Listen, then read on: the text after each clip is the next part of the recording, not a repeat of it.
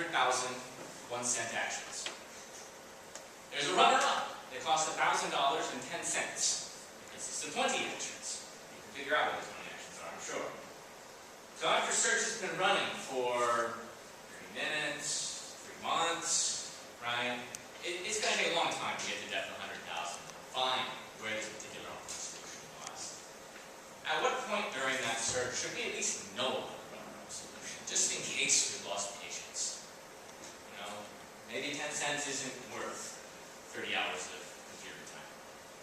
So, unlike for the talk, is going to be talking about this performance bug in terms of epsilon cost traps, and there's going to be sort of 3 increasingly sophisticated attempts at analyzing the inevitability of the appearance of these things for general settings.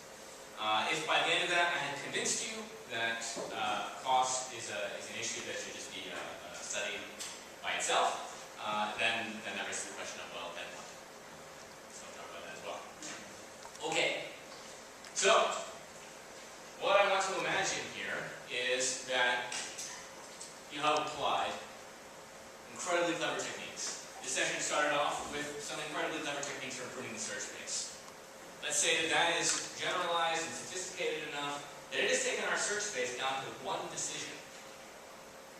Okay, we have some very large search space in general. We're looking at some subgraph, and within the subgraph, the inference outside of search has left search with just one decision to make. Now the decision here is about whether we want to go left or right. Okay, and the problem is that going left incurs a penalty of epsilon in f value, and going right incurs a penalty of 1 in f value. Now what this diagram corresponds to is the f values that arise when you're on a heuristic plateau. Okay, so this is inference that's sitting next to the heuristic, has managed to prune the heuristic plateau, a very large one, down to just one choice. Now the question is, what should search be doing? Okay, well, left is the better way by f value. So cost-based approaches will presumably start exploring left for a considerable amount of time. Straight up A star is going to expand the entire left-hand side of the cycle before trying 2 expansions to the right. Okay, if epsilon is 10 power 4, 10 power minus 4, right, then this is, what, 100,000, 10,000 states to the left, 10,000 expansions to the left before 2 expansions to the right. I don't know. To me it seems very interesting to consider the alternative to the cost-based approach, which would be a size-based approach.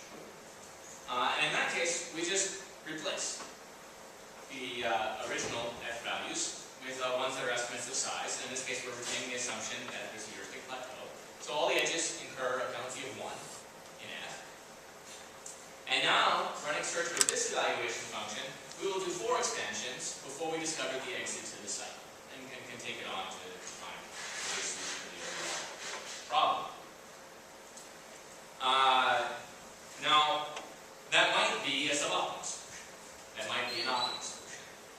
Now, with the earlier evaluation function, maybe this bottom state is along the optimal path. Right? But we started off with this question of, well, what if there's a path that's much, much shallower in the space than the optimal path? How long do we want to wait until we at least know about it? Okay, so let's make this even more extreme. Okay? Let's make the heuristic be completely perfect. Now, if you go left, g value increases by epsilon, and h value also increases by epsilon. So now, some cost-based approach, eventually, is going to want to explore some quarter of this cycle before trying 2 expansions to the right. Right? This was previously epsilon is 0 because the heuristic is perfect, except for 1 error right there. Okay, so in this example, despite having inference that has taken the branching factor down to 1 except at 1 place, and having a heuristic that has given you the perfect values everywhere except 1 edge,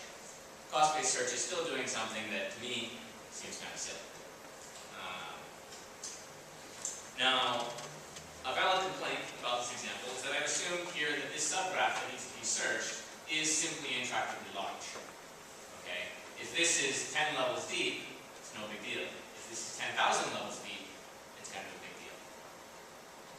Now, exponentially long paths are really not a common feature of planning benchmarks. Recursive towers is annoying, but lots of other problems don't have that characteristic. So to move towards an example of a trap that doesn't require exponentially long paths, I'm going to weaken these assumptions about how good the planning inference is. So now we have some actual branching that the search has to consider. Okay? So there's going to be X children here that cost 1 and Y children that cost epsilon. And it's a very simple model, so it's just uniform everywhere through the tree. So how much does it cost? How many ways are there to spend 1 unit of cost? Well, we can just take X choices here, or Y to the power of 1 over epsilon ways to spend 1 by making first Y choices followed up by another set of Y choices until you accumulate the cost of 1. So that's how many ways you can spend 1 in this case. If the total cost you're spending is an integer, then this is the vector expression for the number of ways to spend that budget. The fractional part is just a minor little fraction there. Okay, so this is actually a very large expression. If epsilon is 10 power minus 4, then terms in this expansion are y to the power of 10,000 times c is the number of possibilities. But let's think about the situation where there's a solution that's not so deep in the space. And what I'm going to say is that half of this cost was from high-cost actions, and half of the cost was from cheap actions. Okay? Then the size-based approach for that depth is going to be looking only at x plus y power d, which is much smaller. So there's my assumption there about half of the actions cost 1, half of the actions cost epsilon. In some solution, it costs c. And so you're going to solve for d and use this expression. And then we can look at this comparison between the effort that the size-based approach takes to find this solution, and because it's looking at all paths the same depth. And then this is a cost-based search is looking at all paths that use the same budget of cost to spend. Okay? And I think I've already mentioned that this is unimaginably larger than this because both are entirely dominated by the exponent of y. So this is like y to the 2 times c, and this is y to the 10,000 times c. So, it's just beyond astronomical. Alright. That model, still unrealistic. A uniform branching tree model is actually a terrible fit to planning benchmarks. And the reason is that we're doing research in state spaces, and there are lots and lots and lots of paths in the same state. So when you look at an actual search graph for a planning benchmark, then say these are all independent, then if I make one choice here, A, and then here I make the choice B, this is the same state as doing B first and then A. So you get directed acyclic graphs rather than trees. And those can be much, much smaller than trees. So let's look at an actual planning benchmark and see whether there's still a trap. Okay, so this is a simplification of the xenotravel domain. It's just a travel domain. You can board people and you can fly them around. So what I'm going to say here is that flying along a straight edge costs 10,000 cents, and flying along a diagonal edge costs 7,000 cents.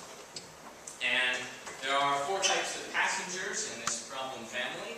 There are people that start in city A and wish to go to city 1. There are people that start in city A and wish to go to city 2, and likewise over here. And then there are 4 total planes. This is actually sort of an interesting problem family in its own right. It's got a whole little variety of solutions that are quite distinct from each other. Now, of course, the one that's most relevant to this talk is, of course, the cheapest solution. But that's not the one that Connors is on. So what is the cheapest plan? The cheapest plan is to load up all the passengers on 2 beautiful planes, fly them to the center city, and then, as we're all quite familiar with real life, we make a change of planes, and then we fly on to our destinations, and everyone gets unloaded. Right? So there's a critical rendezvous that happened here that lowers the cost. So this cost is 4 times 7,000 plus, minor cents for boarding and debarking. And then other solutions. Another more obvious solution to this problem is to take one plane here, load up all the passengers onto it, fly to City 1, debark the appropriate passengers, and then fly to City 2 and debark the other passengers, and then do the symmetric thing here. So some attempt at factored planning would find a plan like that very fast, as you can find the decomposition into this subproblem and this subproblem. Right. Okay. So let's look at what might actually happen during the middle of a search. Whereas we have some search node where we're sort of making progress towards that solution. We've loaded passengers up onto plane 1, flew it from City A to City 1, and we loaded 2 passengers over here onto this plane. So we spent a total of 1 flying. We've done 4 boards. I don't know why there's 1. Oh, I guess I'm supposed to do just debark the passenger, and so there's 1 debark. And I'm going to assume here that there's some relaxed solution to the rest of the problem, which is the H value. And I'm going to say the H value consists of 2 fly actions, 4 debark actions, and 1 board action. And the critical thing there is that it's 2 flies instead of 3 flies. Okay, so I'm assuming that the heuristic is incapable of noticing that once you fly this plane from here to here, either that plane has to return, or this plane has to fly up to City 2 and then to City 1, and then fly back. So basically, this edge has to be traversed twice by one of the planes. It doesn't matter which one, but it does have to be traversed twice. So I'm just assuming a heuristic that doesn't see that. So the F value here is 3. However, once we actually take the correct continuation of that plan, suddenly our G value, seriously? Did I do that? No. So the G value increases to 2 flies, the H value doesn't change, because now the heuristic can see that, oh yes, some plane has to turn around. Well, 2 more flies after that. And so now the F value is dominated by 4 flying actions. Okay, so this is actually where we want the search to go.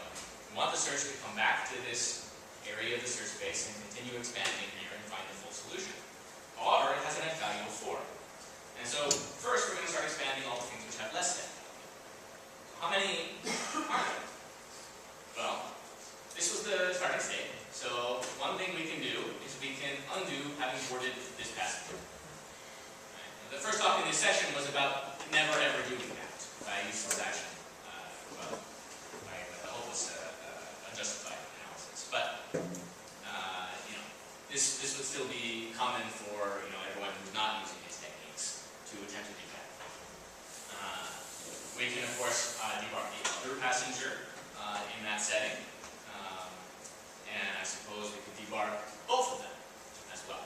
So that's 3 different possibilities that all have an F value of less than 4.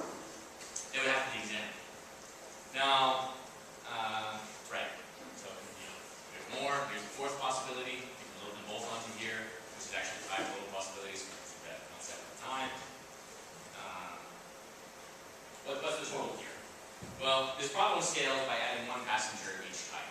So what I've shown here is the smallest version of this problem with 1 passenger of each type.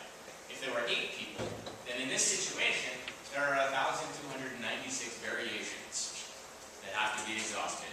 There's some local variations of this particular plane assignment before we can go back to the child that we really wanted to go to, which is to fly this plane from here to here. So what can we say in general about the tropical plane? What are the full calculations, right? So there are 4 planes, 5 cities. So there are 625 places you can put planes, configurations of planes. Then there are 4 times k passengers. There are 9 places they can be. So there are 9 power 4k passenger assignments globally. But these are divided up in an interesting way. So if you don't move any planes, and you only move passengers around, then the number of assignments that you can get is a product over each city of the number of places that passengers in that city can be in, which is 1 for the city and 2 for 2 planes, say. And then if there's 4 passengers in that area, then there's power 4 factor of this product. So in this past example, that worked out to 1,296, which you can get lots of different values there from this expression. This is counting the cheap subspace, the space that you can reach only by boarding a debarking. So even with a depth-first focus, you're still going to expand that whole area. You might also backtrack to the rest of the 9 power 4K catheters. Okay, so what's the point? How can you stop exploring the cheap subspace? You could expand it to some partial prefix where all the fringe values have large evaluation function values. In the uniform branching tree model, this is the only reason you stop exploring some cheap subspace. What happens in planning is actually quite significant is that you might exhaust all the possibilities, right? And that's what these calculations are. There are many, many more ways of permuting passenger boarding and debarking. Right? There's only 1,296 that will survive nucleus detection. So of these two ways that you could actually tell search to stop going the wrong way and go back to going the right way, cost-based approaches will not assign a large evaluation function value. So they'll stop exploring a cheap subspace only because they exhaust it, just finish it off. So that's a general property for sort of, I don't know, real benchmarks, is that cost-based approaches are sort of be forced to expand cheap subspaces. If you want to kill favorite cost-based planner, just add lots of cheap operators and make sure there's lots of distinct states, and then they'll die. Okay, so I don't necessarily, maybe you're convinced, maybe you're not. The argument is that epsilon class traps are inevitable. If you're with me, then what do we do next? So, Jay mentioned this concept of surrogate search. This is a theme that a lot of different people have been looking at. I want to say this is the right way. Okay? So, the notion is that you take some objective function like cost that's behaving badly, make another example of an objective function that behaves badly, and replace it with an evaluation function that behaves well, where well versus ill in terms of these trap examples. Now the trade-off here is that if you simply replace your real objective with something like just pure size, then you have no quality focus. Of course, you have a great defense against popular traps. So there's a trade-off here in designing the choice of evaluation function. And I would characterize what Jay was talking about as going from, well, so he's replacing make spend with cost, which is slightly better, and then he's sort of going back to make spend. So he's weakening the defense against the traps and adding quality focus. And the optimal way to do that is an interesting question. Okay. The general design principle, though, for whatever you're doing with your evaluation function, to get reasonable trap defense, you should have this ratio of cheapest and most expensive action be near 1. Okay? Near 1, 1/60th is near 1. Okay? A small epsilon is like 10 power minus 4. And 1/60 is just barely 2 orders of magnitude, not even in terms of smallness. So maybe I should say epsilon far away from 0, and then 1/60th is far away from 0. The point is to make G, and thus also F, grow quickly along paths, so that you will stop exploring an unpromising area. If your heuristic is unable to tell you to stop exploring it, then your evaluation function will tell you to stop exploring it. Okay? And you want this to grow fast enough that you don't have to simply exhaust all variations on assignments. I mean, good projection is something obviously you should do, but you don't want to rely on it completely. Okay. Then the other thing that you do with a surrogate approach is that once you do this for your evaluation function and you sort of make G grow quickly and thus F grow quickly, is that you would need to calculate H, and I like to say that you calculate H in the same units as G. And then the last thing is that you retain the true objective. So a simple idea is you look at the graph, you replace all the non-uniform weights on it, the costs or whatever, and you just replace them with 1, and you just run your planning. That actually does okay. But it's much better to true objective function and just replace the use of that with the evaluation function. But in terms of branching bound, of course, you still use the real objective function. So it's not an issue of forgetting the objective function entirely. It's just replacing the use of it in terms of ordering the search queue, defining the best. Okay, so simplest variation that I use to illustrate the cost-based search, what the wrong thing to do, is to say, well, it's worse than the really, really trivial idea. Okay, so the trivial idea is that you replace the evaluation function with pure size. That forces epsilon equal to 1. You replace the cost metric with the size metric in the relaxed problems, right? So you're just completely forgetting about the cost for the heuristic. And then for the true objective, you can still do branch bound and so forth. Doing that improves performance for state-of-the-art planners. Do this change, run it on benchmarks. It's actually kind of surprising how much it performs well, how much it improves performance. It's not a huge amount, right? But this is a really trivial thing to do. So any improvement is surprising. Okay, if you've gone that far, there's one extra step you can do that's not so difficult, and that's revisit this issue of the heuristic. So cost sensitivity in the heuristic does not induce these sort of exponentially large traps. Heuristic calculations have already been forced to be, polynomial intractable considerations. So this can be, full tilt, maximizing, minimizing the objective, whichever way you want to look at it. Okay? So don't replace the true objective in the heuristic. Go ahead and estimate the cheapest or best path, but then, at the very last minute, before you convert your relaxed solution into a number, then, finally, replace the real objective with the surrogate function, wherever that other is. Okay? So, that improves performance in practice, even more than the prior idea, and it's sort of a 4-3 change, because epsilon is still forced to be 1, and it's adding a little bit of quality focus back in without degrading the defensiveness of the variation. Okay, so I said this improves performance. So what are some results? So we took llama and had this theory or whatever and constructed llama size using a cost-sensitive size-based heuristic. So we evaluated here on this travel problem that I showed you, which is the rendezvous problem here. I also evaluated on elevators, which also has sort of significant variation in cost, and multiple elevators and multiple passengers. We also evaluated on woodworking because we know a statement is true in general, right? So it's important to know where things break. In woodworking, this does not improve performance, which is exactly what we expected to happen. Okay, epsilon is like 1/60 in woodworking. 1/60 is not that bad. Another comment to note there, of course, is that it's very easy to calculate epsilon. You could have done a portfolio approach and had a third one. So this is very surprising because, I don't know, this is conceptually 10 minutes of implementation change. I'm sure it actually took longer. But very few lines of code to change and improve and make performance improvement in a state-of-the-art planner. We did some further experiments with an in-house planner where we tried more variations on size-based evaluation functions.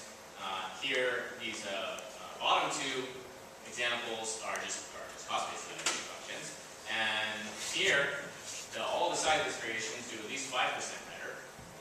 And what's kind of exciting is that this hybrid approach here actually produces a 10% improvement overall. And it uses actually a quality-sensitive evaluation function, which is cost plus size. And that's a normalized cost plus size. So what that means is that epsilon has a value 1/2 for this function. Because the cost would work out to sort of 0 and this would be sit down. Okay. However, unfortunately, I haven't made this talk to sell this function because it doesn't generalize very well. The heuristic is sort of accidentally perfect for this version of the problem. For this version of the problem, the heuristic is no longer nearly so perfect. And then the hybrid approach doesn't actually do as well. It's just straight up cost-sensitive stuff. Okay, so conclusion.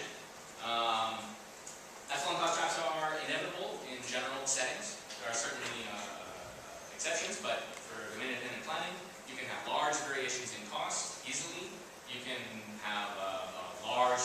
subspaces that are connected by these small cost edges. And more importantly, when you apply the objective function, it's still a large, cheap area. And the reasons for that would be that, here's this economy of value. Okay? Now that's the theory of it. When you apply practice does all kinds of search enhancements to show that even with llama, and it does a lot of things, it's pretty hard to explain why, really, there was an improvement in llama. But there was. So that's on the inevitability side. On the solution side, the general approach is to replace the objective function with a more well-behaved evaluation function, and briefly, force the behavior by setting epsilon away from 0. And there's a design trade-off here between defending yourself against the possibility of traps and a problem, and focusing the search on good quality solutions. So yes, that was the conclusion.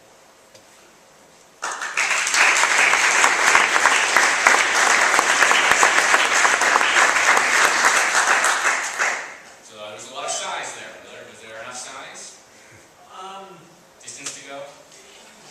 Distance to go, yeah. I feel like there are all sorts of really exciting search-based methods that take distance into account that could be applicable here.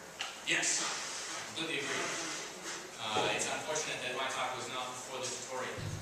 Otherwise, I would say go to the tutorial. You're already there. Now you are even more enlightened.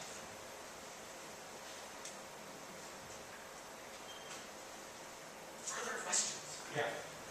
So, I agree that there are, let's say, difficulties with the cost-based search, but I think there are other ways to solve them instead of just, giving up on cost or compromising on cost. So for example, with the travel problem you showed, you can do very simple inference, local inference of each city, and reduce that 1,000 whatever to maybe 10 states that you need to examine.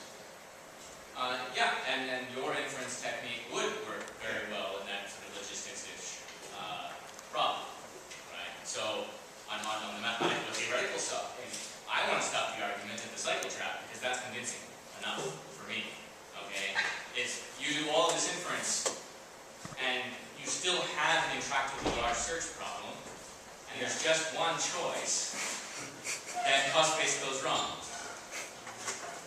So yes, do inference, but if there's still a search problem to be discussed after all you're done with all the inference has to solve the problem. Now the inference you're doing is working towards solving the problem by itself, which is great. And that's, this is why planning is not search.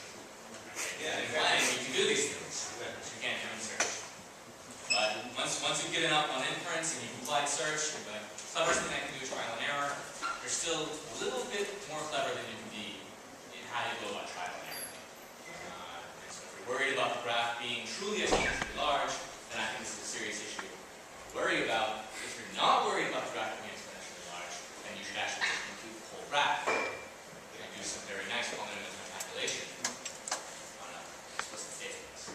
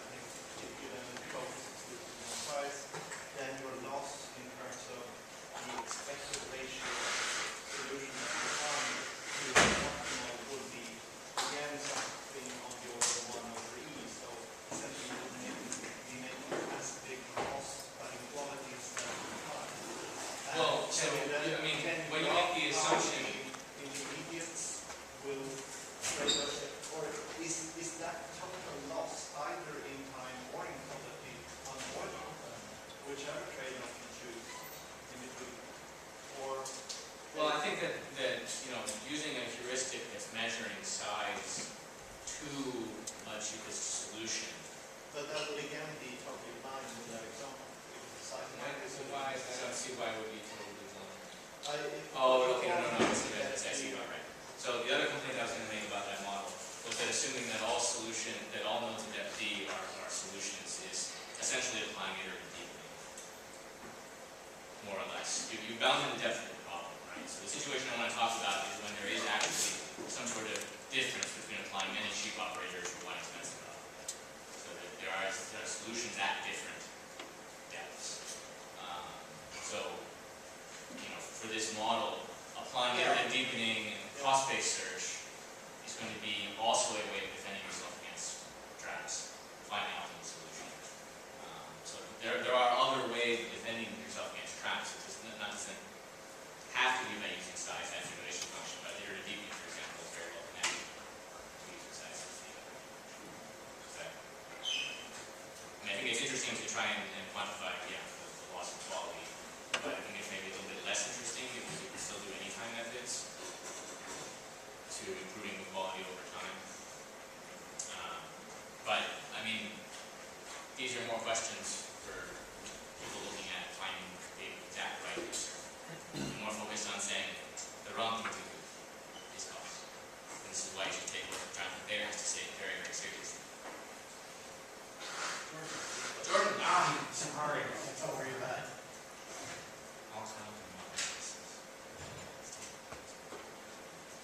Jordan Bayer.